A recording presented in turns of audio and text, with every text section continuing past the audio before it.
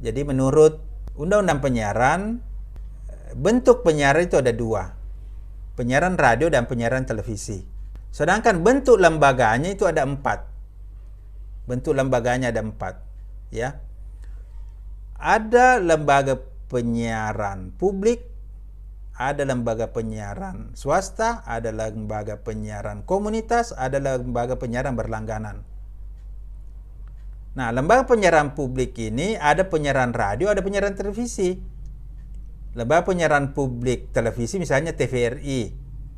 Lembaga penyiaran publik radio misalnya RRI. Sebenarnya radio publik itu bukan radio pemerintah ya.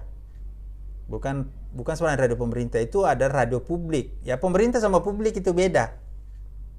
Kalau publik dia stakeholder. Kalau radio pemerintah itu radionya Kominfo, itu lain. Radio Kominfo itu radionya pemerintah untuk menyampaikan program-program pemerintah. Kalau radio publik yang disampaikan adalah program-program yang berkaitan dengan kepentingan masyarakat dan juga kepentingan pembangunan dan juga kepentingan pemerintah. Jadi tidak boleh hanya program pemerintah saja. Itu bukan radio publik. Itu radio pemerintah namanya. Oleh karena itu, seperti RRI dan TVRI, di samping dia menyiarkan berita-berita mengenai kebijakan pemerintah, dia juga harus menyiarkan berbagai kegiatan, aktivitas, dan kebutuhan masyarakat terhadap pembangunan atau terhadap isu-isu kebijakan yang diberikan oleh pemerintah. Jadi dia semacam jembatan, ya, antara pihak pemerintah, pihak swasta, pihak masyarakat. Disitulah radio publik atau penyiaran publik itu berada. Jadi jangan anggap radio publik itu corong pemerintah. Radio publik atau penyiaran publik itu, TV publik, itu dibiayai oleh APBD atau APBN. Memang dia dibiayai. Kenapa? Karena ini demi kepentingan publik. Kemudian swasta. Penyiaran swasta, ada TV swasta, ada radio swasta. Ya. Nah, kalau TV swasta misalnya RCTI. Radio swasta kan banyak di sini. Ya, ada Gamasi, ada Telstar gitu ya, ada Smart FM. Penyiaran komunitas, ada TV komunitas, ada radio komunitas. Contoh penyiaran komunitas itu radio kampus, ya. Nah, kalau di Jawa itu ada radio petani, misalnya ada radio bawang, ya, yang dikelola petani bawang. Itu ada, ya. Kalau misalnya dia bikin TV, bisa juga ada komunitas tertentu yang bikin TV. Misalnya ada pengajian-pengajian, ya, ada pengajian khusus di situ, itu bisa kita kategorikan TV komunitas. Tapi yang banyak itu saya lihat yang sudah berbasis internet ya. Kalau yang komunitas berbasis penyiaran konvensional, dia harus ada izin dari pemerintah. Nah, kemudian yang keempat ada penyiaran berlangganan. Contohnya Indovisian ya, itu penyiaran berlangganan televisi. Nah, sekarang yang kita mau bahas hari ini khusus karakteristik penyiaran radio. Oke. Jadi kita fokus ke penyiaran radio dulu dengan segala kelebihan dan kekurangannya dan segala dinamikanya dan prospek dan tantangannya ke depan. Bagaimana Bapak Ibu melihat itu? Radio ini sebenarnya adalah salah satu bentuk media penyiaran yang sudah sangat lama ya. Ini memang sudah menjadi satu penyiaran yang melewati berbagai zaman hingga saat ini. Dulu radio ini memang favorit sekali ya.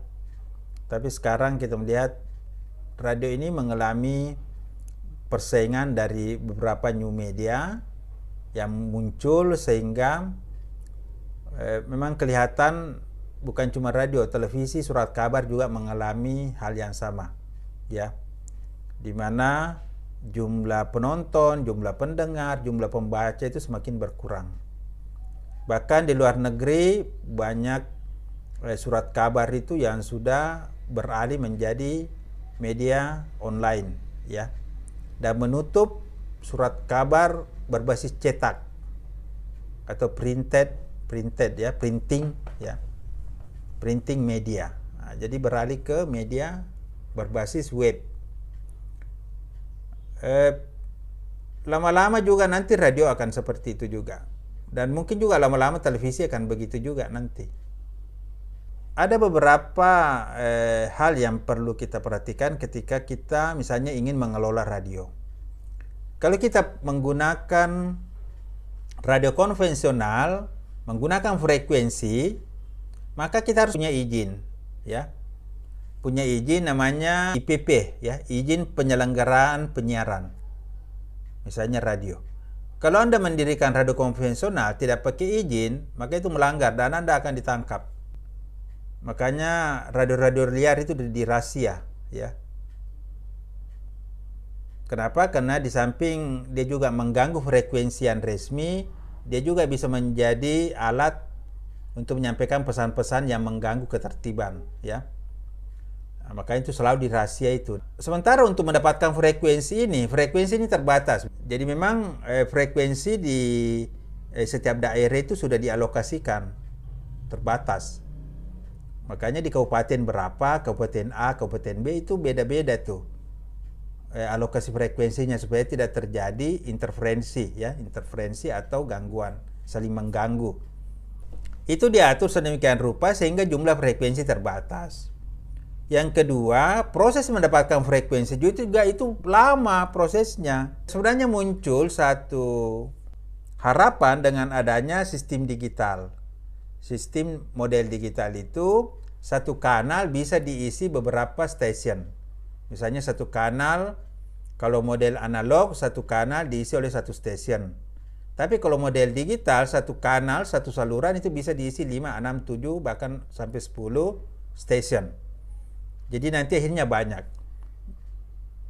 Nah, namun tetap saja radio konvensional itu butuh proses, butuh sumber daya, butuh hal yang lebih panjang dan lebih rumit. Akhirnya orang lebih mudah beralih ke media penyiaran digital berbasis web. Misalnya, daripada saya bikin radio, lebih saya bikin kanal, bikin channel di YouTube. Kalau saya bikin channel di YouTube, saya sudah punya televisi. Saya juga bisa bikin podcast, radio. Ya. Saya tidak punya pengeluaran apa-apa. Saya tidak perlu studio, saya tidak perlu lagi wartawan, reporter. Saya tinggal rekam, saya langsung upload, sudah penontonnya ada. Jadi saya sekalian, ini gambaran perkembangan teknologi radio sekarang dan persaingan teknologi radio konvensional dengan new media, ya. Nah, apa radio itu? Sebenarnya radio itu adalah satu model bentuk komunikasi massa yang mentransmisikan pesan-pesan dalam bentuk suara, ya, dalam bentuk suara. Nah, sebenarnya kelebihan radio ini juga banyak, ya. Pertama, radio itu memang simple, ya. Kalau kita dengar di mobil, kemudian lebih akrab, ya. Kemudian lebih personal, kemudian lebih membangkitkan imajinasi, ya, itu menarik. Coba kalau kita dulu, ya, dulu itu bayangkan kita dengar radio, laporan pertandingan sepak bola melalui radio, bayangkan itu. Bagaimana wartawan penyiar dulu itu melaporkan satu jalannya pertandingan sepak bola melalui radio. Jadi kita tidak lihat, tapi kalau dia jelaskan seolah-olah itu kita ada menonton di stadion, menonton pertandingan sepak bola, ya. Misalnya dia katakan bek kiri mengoper kepada si A menyundul bola, ditangkap oleh kiper dan ternyata lepas langsung. Itu seru sekali, lebih seru daripada kalau kita nonton TV. Itu kekuatan radio sebenarnya di situ, di theater of mind. Gambaran imajinasi kita itu jauh lebih hebat, jauh lebih kuat dibanding apa yang dilihat oleh mata. Sebenarnya kekuatan radio itu di situ, ya. Nah, Bapak Ibu, yang menjadi bahan diskusi kita, ini hanya pengantar saja dari saya. Pertama, masihkah radio itu dengan kekuatan itu masih bisa eksis dan berkembang di era digital saat ini? Kemudian yang kedua, bagaimana mengatasi semakin berkurangnya pendengar-pendengar ruang-ruang di mana orang makin sedikit lagi mendengar radio sekarang. Beda betul-betul dengan dulu ya. Bagaimana mengatasi itu, dan mungkinkah lahir satu bentuk-bentuk penyiaran radio digital dengan satu model baru yang bisa lebih eksis lagi ya, sesuai dengan kebutuhan masyarakat digital ya.